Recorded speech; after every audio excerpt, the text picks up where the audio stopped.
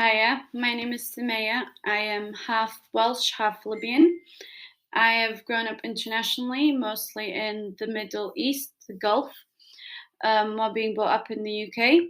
I now reside in Tunisia and I work as a English language instructor at Berlitz Corporation.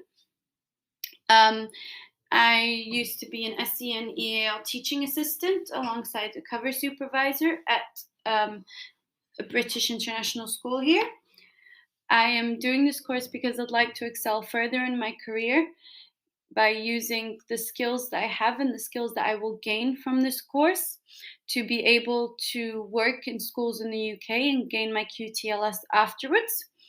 I have chosen London School of Business and Research because of its outstanding reviews that I've read and how they offer a lot of support from instructors and are very understanding and flexible and will work with you.